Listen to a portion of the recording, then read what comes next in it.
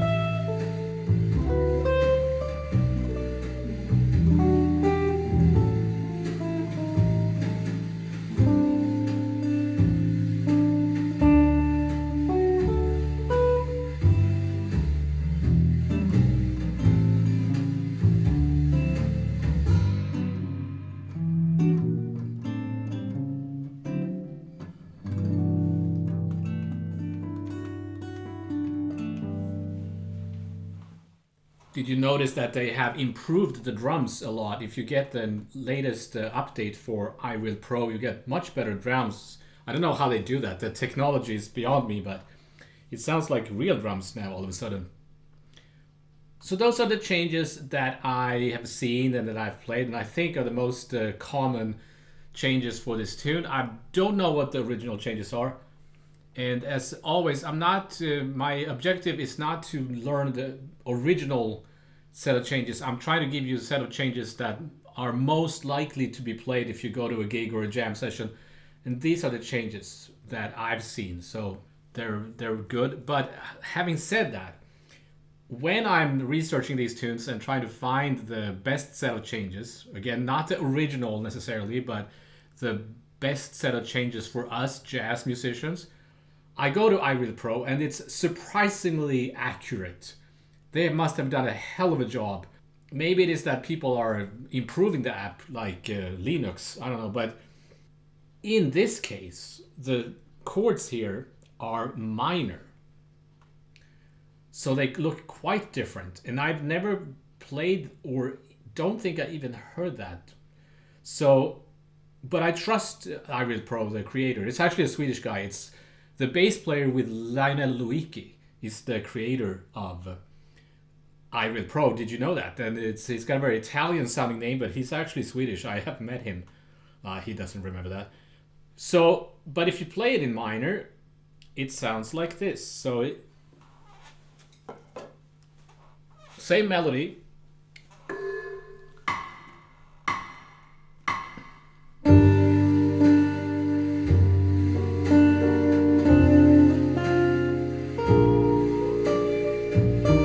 Very different, but nice.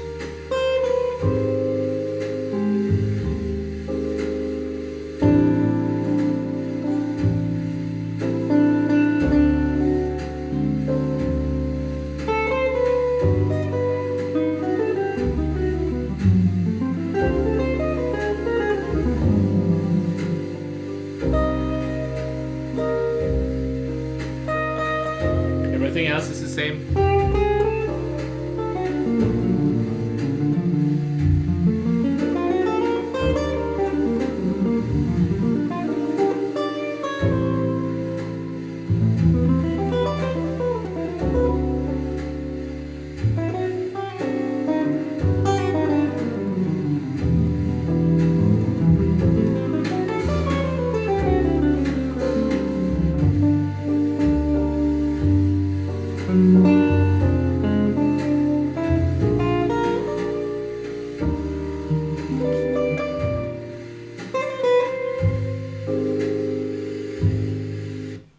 So those are the chords that iReal Pro suggests. So I don't know if you have a version with those chords that you have heard, please let me know. I want to move on to one of my favorite versions of this tune is, of course, Wes Montgomery's. This is from some recording for television from London, I think, and the whole thing is on YouTube. You can check it out. There are even a lot of transcriptions, and what he does, he plays it in E major. And he has changed the harmonic rhythm so the chords are twice as long. I guess it's because it's a bossa nova. So I have entered those chords into iReal Pro and set the bossa nova. And the drums sound great now, so let's do this. It takes a little bit longer to load now with the new drums.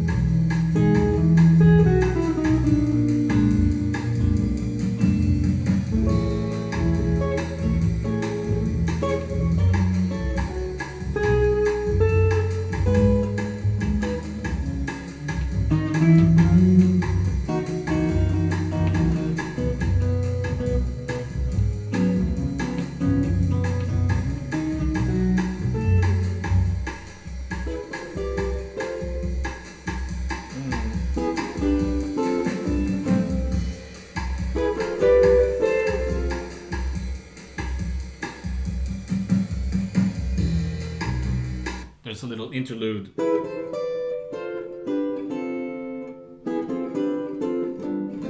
I think that's what it's like, a Phrygian thing.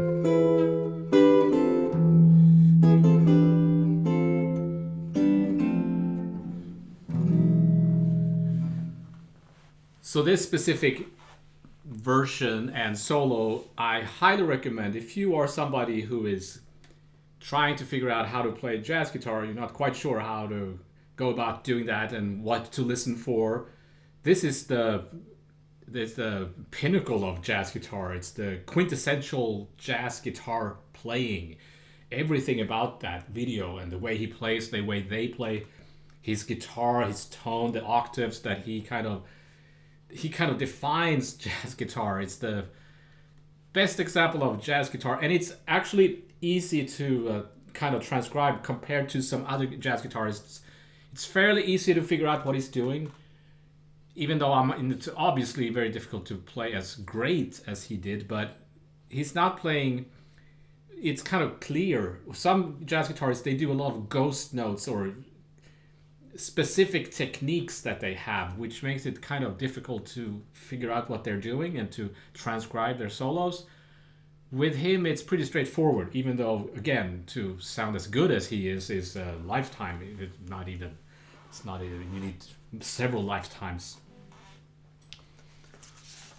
So I'm not getting into the details of everything here. I'm just showing you different versions that you can go and explore them yourself. What I'm trying to do is I'm trying to show you how you can take a standard and treat it differently and make it kind of your own. So Bill Evans is another great jazz icon, of course, that has also defined how we play jazz today. He plays it in B major. So I looked at some of those tunes. I also find his transcription. It's online. You can find, like, it's everywhere. He plays it in B major, but if I translate it to transpose it back to G major, the chords here playing is kind of like G major 7, C major 9, G over B, like this kind of chord, the Steely Dan chord. And then he plays this.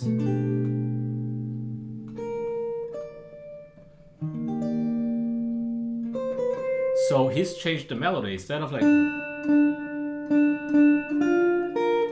that's a B flat major triad, he changed it to G minor.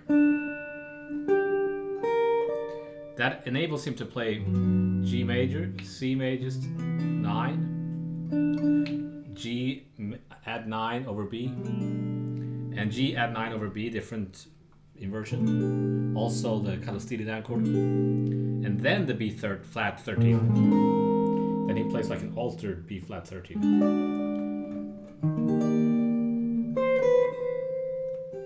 Then he goes up, A minor 11, again this chord. Sometimes he plays even this. So it's a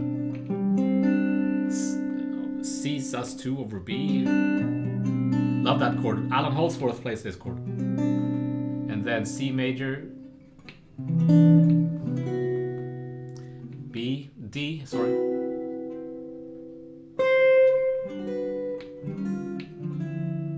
He does a lot more, but just to giving you a kind of a taste of the chords he's using instead of what people normally play. So it doesn't deviate too much. Still sounds like the tune. I'm not gonna play the whole thing, just to give you a taste of the Bill Evans version.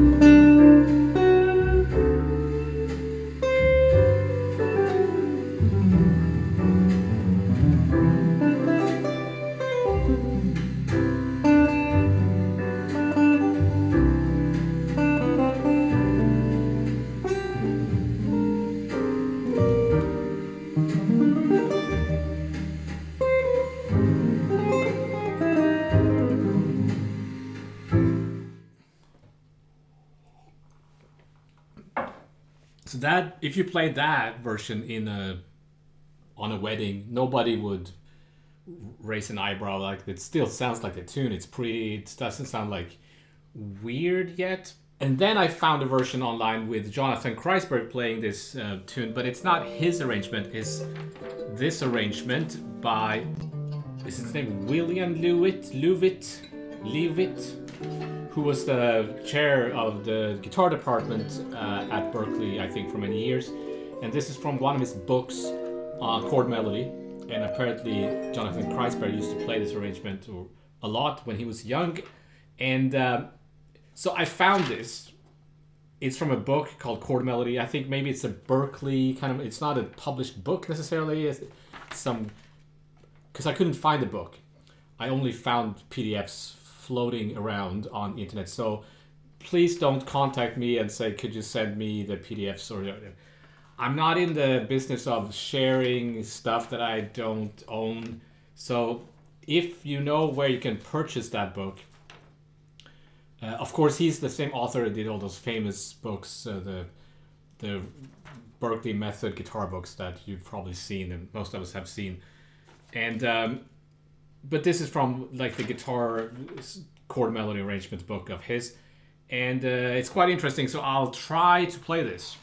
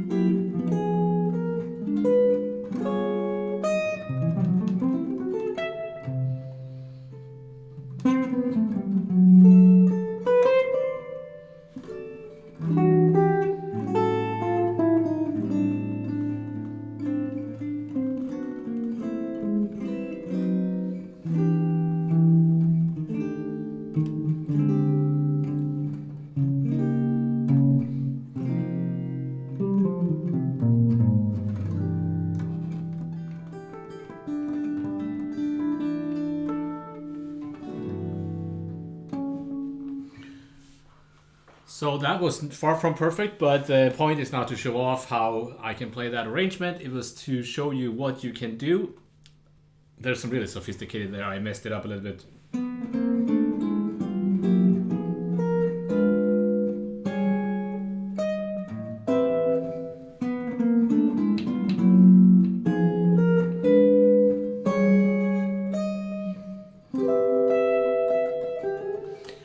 By the way, the chromatis is it's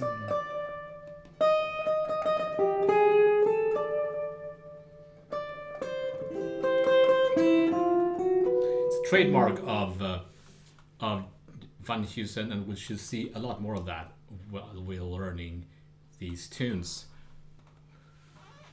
Finally, I want to take a look at Jerry Bergonzi's. Now we're getting to reharm. I'm not going to play the whole thing because I've actually done a video way back, so I'll put a link to it where I play this version. So here is taking it kind of more far, and this is more reharm than the others. So, but it still gives you a different vibe. It sounds kind of melancholy.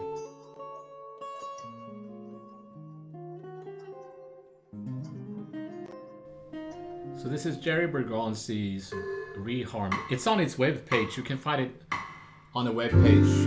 Maybe it's not his web page, but you can find it pretty easily.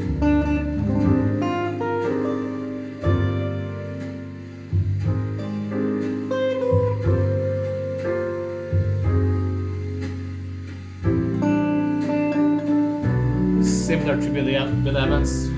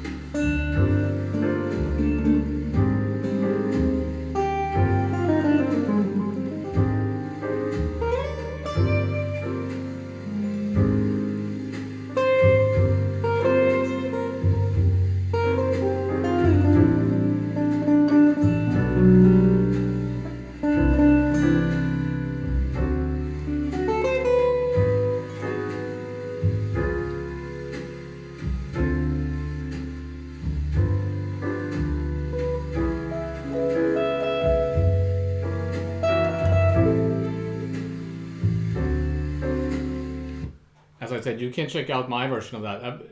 It's funny because it sounds even to me even more like sounds like a rainy day. So yeah, this is from, let's see what the website is called. Jeff Elwood, who's I think a jazz musician who's got these. There's a whole bunch of Jerry Bergonzi standards reharm that I've recorded quite a few of. So that was a whole bunch of different versions of Here's That Rainy Day. Don't forget that there's Here's That Sunny Day by Barney Kessel if you want to be more uplifted. So the idea here was to, if I had to look at all these in detail, the video would go on forever and I wouldn't have no life whatsoever. So the idea is to kind of look at different versions of the same tune to find out what you can do. Because it opens up your imagination and creativity, hopefully, that you'll realize that, oh, you know, you can remove chords or you can add chords. So here Bergonzi, he's kind of completely changing the chords. So the idea of chord melody is kind of, you have a note and then you're kind of hanging a voicing under it. And if you're playing solo guitar, you can, you know, change that to pretty much anything you want. You can play any chord these days. It doesn't have to be... If the chord sounds good, it's going to sound good, right?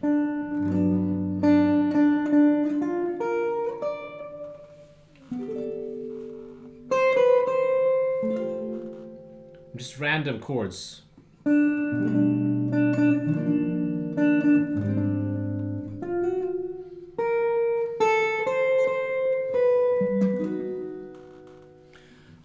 I've told this story before, but I saw a clinic with Chris Potter, and he was playing piano. And he did that on the tune Nardis by Miles Davis. He just completely changed the chords, had nothing to do with the chords of the tune. And it sounded amazing because he had this ability to do that. And of course, if you do that, you can do it if you're playing solo guitar, but if you're going to play it with a band, you should do this, you should write it out. Again, here, people might feel like, well, it doesn't sound like the tune, you know, so I wouldn't play an arrangement like that on a wedding, because that might be older generation people who have actually heard the tune from back in the day, and they might feel like it sounds weird, because it does sound weird, but, you know, so there's a spectrum. Play the tune as is, as simple as possible, and try to do as much as possible, and you find your place in that spectrum. Well, I'm talking too much, so I'm going to end it there. Thank you for your time and attention. I shall see you next time.